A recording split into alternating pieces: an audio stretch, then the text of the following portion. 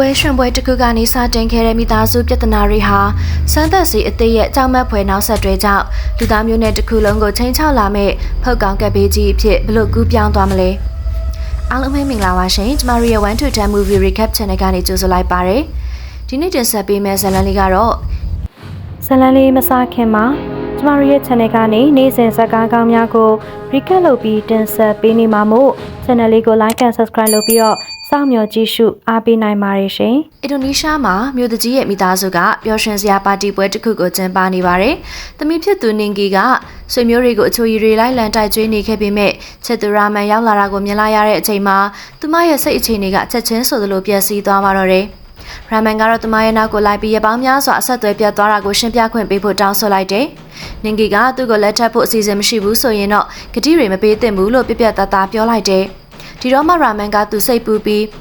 အကြောင်းအရာတွေကိုအလွန်ကျွံစဉ်းစားမိသွားတာဖြစ်ကြောင်းရှင်းပြပြီးတောင်းပန်ပါတယ်။သူလက်ထက်ခွင့်တောင်းဖို့ပြင်ဆင်နေတော့မှပဲအလုပ်ကနေဖုန်းခေါ်ဆိုမှုတစ်ခုဝင်လာပါတော့တယ်။ရာမန်ကနင်ဂီကိုသွားတော့မယ်လို့ပြောပေမဲ့အလုပ်ဆင်းပြီးတာနဲ့အရာကိုအဆင်ပြေအောင်လုပ်ပေးမယ်လို့ကတိပေးသွားခဲ့ပါတယ်။ရာမန်ထွက်သွားပြီးမကြခင်မှာပဲကားတစ်စီးကပါတီပွဲတဲကိုရုတ်တရက်မောင်းဝင်လာပြီးတော့တခြားယာဉ်တွေကိုဝင်တိုက်လိုက်ပါတော့တယ်။ထိခိုက်ဒဏ်ရာရသွားတဲ့ဧည့်သည်တွေကိုကြည့်ရှုစစ်ဆေးပြီးတဲ့နောက်မြို့သူကြီးကကားနားကိုအပြေးလွှားသွားပြီးရှင်မောင်းကိုအရက်မူးနေတယ်လို့တင်ကအော်ငေါ့ဖို့ကားတကားကိုဆွဲဖွင့်လိုက်တယ်။ဒါပေမဲ့ရင်မောင်ကချက်လောင်စွာအော်ဟစ်ပြီးမြို့သူကြီးပေါ်ကိုခုံအုပ်ကသူ့ရဲ့လေပင်ကိုကိုက်လိုက်ပါတော့တယ်။ဒီလိုဖုတ်ကောင်ပုံစံမျိုးမြင်ကွင်းကြောင့်လူအုပ်ကြီးကထိတ်လန့်တုန်လှုပ်သွားကြပါတယ်။9 နာရီအကြာကဒီအဖြစ်အပျက်တွေအားလုံးကလွန်ခဲ့တဲ့9 နာရီကနေစတင်ခဲ့တာပါ။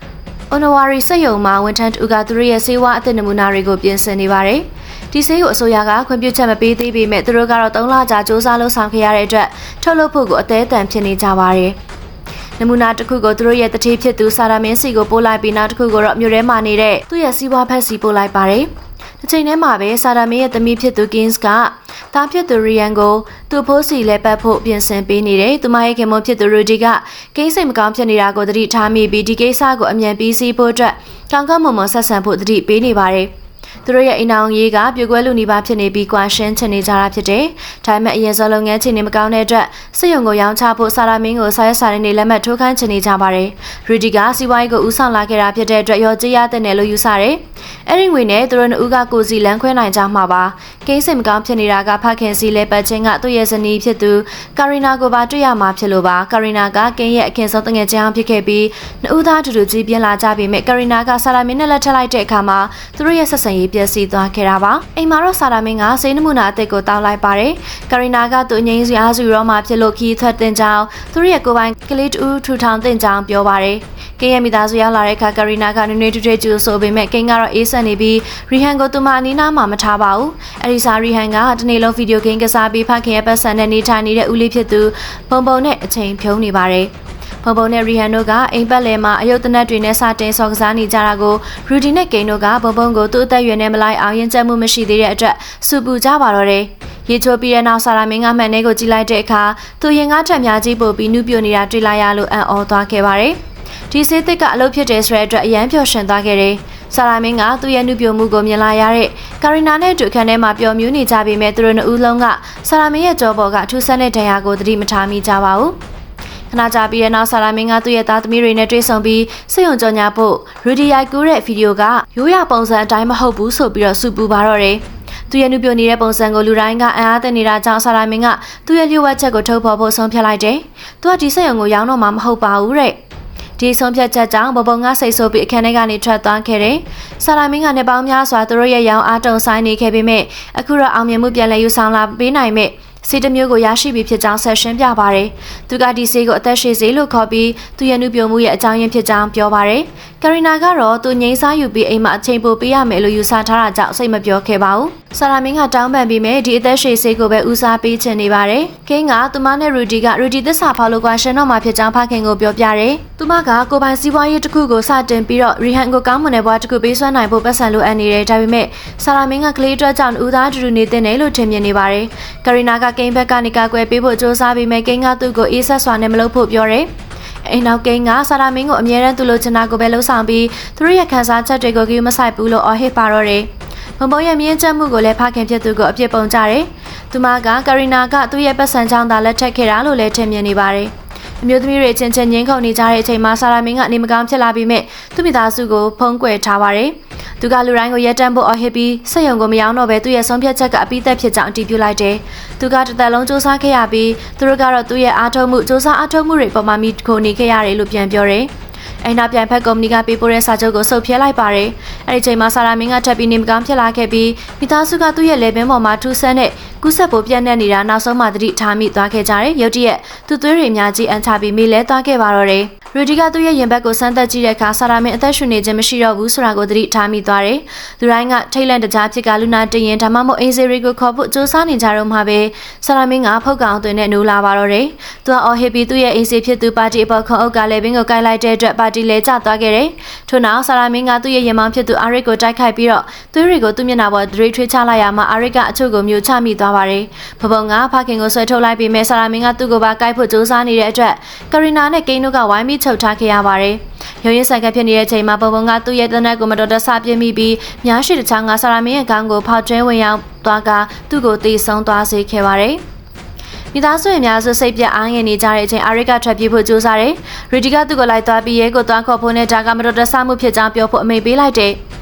အာရစ်ကနေမကောင်းဖြစ်နေတာကိုဖုံးခွင့်ရင်ကားမောင်းထွက်သွားခဲ့ပါတယ်။ဒီချိန်ထဲမှာပဲဘဘုံကသူ့ဖခင်ကိုတက်လိုက်မိတဲ့အတွက်အပြစ်ရှိရလို့ခံစားရပြီးကားထဲမှာပုံနေခဲ့ပါတယ်။ထိုင်မဲ့ကိန်းကဒါဟာမတော်တဆမှုဖြစ်ကြောင်းအာမခံလိုက်တယ်။မောင်နှမနှစ်ယောက်ကဝမ်းနည်းပူဆွေးမှုတွေကြားကနေတရားကိုတရားနှစ်သိမ့်ပေးနေကြတယ်။အိမ်ထဲမှာတော့ဂျမ်မီသားစုဝင်တွေကပါတီကဖုတ်ကောင်ဖြစ်သွားပြီးတခြားအေးစီတရားကိုတိုက်ခိုက်ပြီးတဲ့နောက်သူ့ပါဆက်တစ်ခုလုံးနဲ့သွေးတွေနဲ့ပြည့်နေတာကိုမြင်လာရတဲ့အခါတုန်လှုပ်သွားခဲ့ကြပါတယ်။သူကကာရီနာကိုဆွဲဝတ်တက်အုပ်ပြီးကာရီနာကသူ့ကိုကန်ထုတ်လိုက်ရတယ်။အိမ်နောက်ပါတီကရူဒီကိုတိုက်ခိုက်ဖို့ကြိုးစားရမှာအင်ဖော်မာလီကဆွဲထုတ်လိုက်ပါတယ်။ဒါပေမဲ့အဲ့ဒီဖြစ်ပျက်ကပါတီကသူ့ရဲ့လက်မောင်းကိုကိုက်လိုက်ပြီးတဲ့နောက်လေဘင်းကိုထိုက်ကလိုက်တာနဲ့ပဲအဆုံးသတ်သွားခဲ့ပါတယ်။အပြစ်မှာကိန်းကပါတီကိုကိုက်လိုက်တဲ့ AC2 ကတခြားဝန်ထမ်းတူကိုစားနေတာကိုတွေ့လိုက်ရတယ်။ဖုတ်ကောင်ကကိန်းကိုမြင်ပြီးတိုက်ခိုက်ဖို့ကြိုးစားတဲ့အခါမှာဘုံဘုံကကားနဲ့တွန်းထုတ်လိုက်ပြီးတော့သူ့ကိုရက်တန့်စေခဲ့တယ်။ဖုတ်ကောင်ရဲ့ခန္ဓာကိုယ်ကနှစ်ပိုင်းကွဲသွားပေမဲ့အဲ့ဒီဖုတ်ကောင်ကအခုထိလှုပ်ရှားနေစေပါ။ပါတီကကျန်တဲ့မိသားစုဝင်တွေကိုအိမ်ထဲကနေလိုက်ဖမ်းနေတဲ့အချိန်မှာမောင်နှမနှစ်ယောက်အိမ်ထဲဝင်သွားပေမဲ့အင်္ဂါလူသူရှင်းနေတာတွေ့လိုက်ရတယ်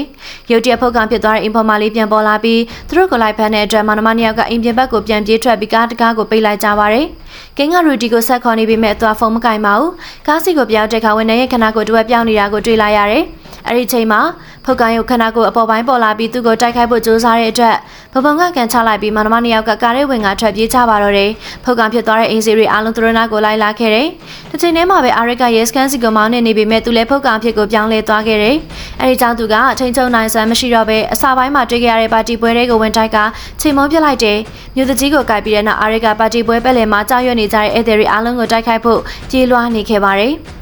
ကာရီနာတို့အုပ်စုကတော့လမ်းမေးမှာကုန်တင်ကားတစ်စီးကိုတွေ့လိုက်ရပေမဲ့ဝန်ထမ်းစွာနဲ့ပဲတော့ခတ်ထားခဲ့ပါတယ်။ပါတီနီးကိုရောက်လာတာကိုကြားလိုက်ရတဲ့အတွက်သူတို့ပုံအားဖို့အလင်းစလိုပြေးကြတယ်။ပါတီကကားထဲမှာသူတို့ကိုရှာဖို့စူးစမ်းခဲ့ပေမဲ့မတွေ့တဲ့အတွက်ထွက်သွားခဲ့ပါတယ်။ဒါပေမဲ့ရူဒီရဲ့ဖုန်းမိလာတာကိုကြားတဲ့အခါသူပြန်လှည့်လာတယ်။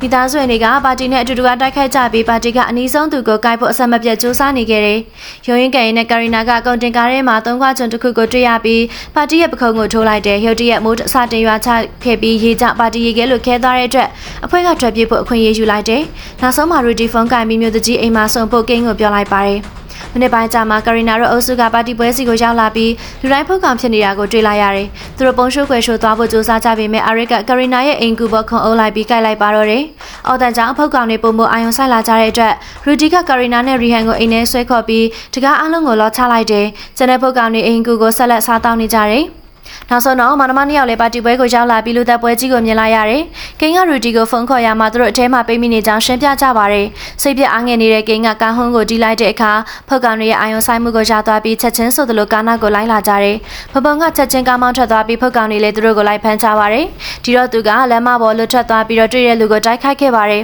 ။ဖုတ်ကောင်တွေလွတ်ထွက်သွားပြီးဖြစ်လို့ရူဒီကာရီနာနဲ့ရီဟန်တို့ကအိမ်ထဲဝင်လာပြီးတော့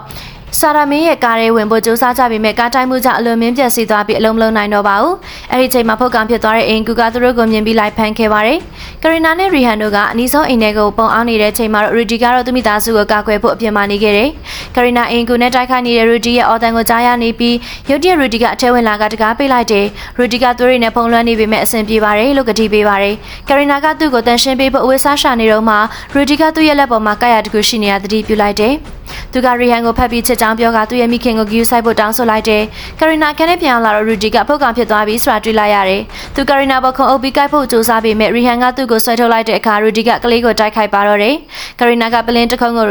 ရူဒီရဲ့ခေါင်းပေါ်မှာရိုက်ခွဲလိုက်ပြီးရီဟန်နဲ့အတူအခြားခန်းထဲပြေးဝင်ပုံအောင်ကတကားကိုပိတ်လိုက်တယ်။ရီဒီကတကားကိုရိုက်ချိုးပြီးဝင်လာဖို့အထိတကားကိုဆက်တိုက်ထူနှံနေပါတယ်။ထားကြောင့်ကာရီနာကလမ်းကနေဖယ်ပေးလိုက်ရမှာရူဒီကရေစော့ဆက်ကိုလက်မကိုင်းစိုက်မိပြီးတော့တေးဆုံးသွားခဲ့ပါတယ်။အဲဒီနောက်မှာတော့ကာရီနာနဲ့ရီယန်တို့ကအခန်းထဲကနေထွက်လာကြပြီးတကားကိုလောချလိုက်ကြတယ်။ရုတ်တရက်တစုံတယောက်ဝင်လာတဲ့ကြောင့်သူတို့လန့်သွားကြပြီးမြတာကနင်ကီဖြစ်နေပါတယ်။သူတို့စညံတန်တွေကြားရပြီးနင်ကီကနောက်ခန်းထဲကိုချောင်းကြည့်လိုက်တဲ့အခါမှာရူဒီအသက်ရှင်နေဆဲဖြစ်ကြောင်းသိလိုက်ရတယ်။တစ်ချိန်တည်းမှာပဲလမ်းပေါ်မှာမောင်နှမနှစ်ယောက်ကဘာလို့ရမလဲဆိုတာကိုအချင်းချင်းငင်းခုန်နေခဲ့ကြတယ်။ဒီအာရုံပြောင်းလဲမှုတွေကြောင့်သူတို့ကကုန်တင်ကားတစ်စီးနဲ့တိုက်မိလို့နေပါဖြစ်ခဲ့ပြီးရှောင်းလိုက်တဲ့အခါမှာကားကိုထိန်းချုပ်မရတော့ဘဲတိုက်မိသွားပါတယ်။ကုန်တင်ကားသမားကမောင်နှမနှစ်ယောက်ကိုစစ်ဆေးဖို့လာရောက်ပြီးဘုံအမချခင်ကားရဲကနေကူညီထုတ်ပေးပါတယ်။ဖုတ်ကအုပ်စုကသူတို့နောက်ကိုချက်ချင်းလိုက်လာကြပြီးကုန်တင်ကားဘုတ်ခုံအုပ်ကခီးသည်တွေအားလုံးကိုတက်ဖြတ်ဖို့အတွက်စတင်လိုက်ကြတယ်။ရှေမောင်ကသူ့လူတွေကိုကူညီဖို့ပြန်ပြေးသွားပေမဲ့သူလည်းတေဆုံးသွားခဲ့ပါတယ်။မောင်နှမနှစ်ယောက်ကထွက်ပြေးလာကြပြီးမကြခင်မှာရဲစခန်းကိုတွေ့လာရတယ်။ရှယ်ရီကသူတို့ရဲ့ဇလန်းကိုနားမလည်နိုင်ဖြစ်နေကြပြီးအခြေအနေတွေကိုစစ်ဆေးဖို့ဆုံးဖြတ်လိုက်ကြက